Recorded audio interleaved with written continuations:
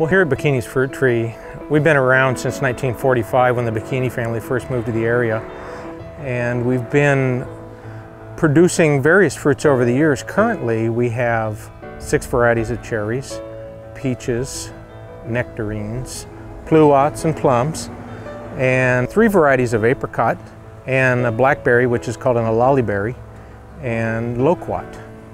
You pick fruit it's not only a great value, it's more economical than what you would find in the produce department at the local grocery store because of the fact that it gets to ripen on the tree.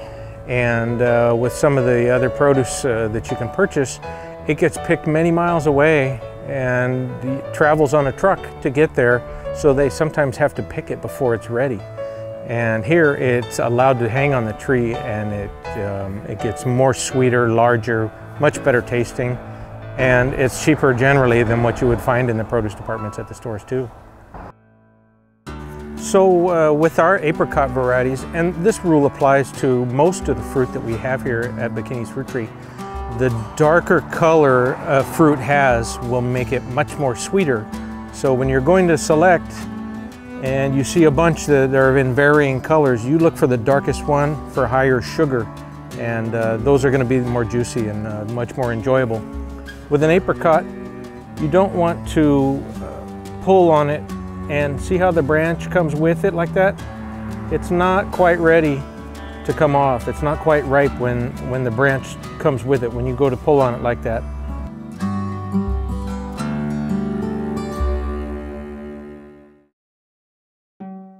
So what you look for when you want to pick a lollyberry is, the first thing is it's a blackberry variety. You want to find the one that has the darkest color possible. So usually in the bunch there'll be some red ones, and then there's always one good dark one there. And the trick to picking it is just grab it gently and turn it sideways, and it pops right off. And you'll notice no juice on my fingers.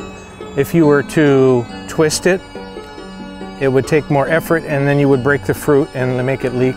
Or if you were to pull it straight, it would also break the fruit open. So the trick is to just grab it and just pop it sideways, just like that.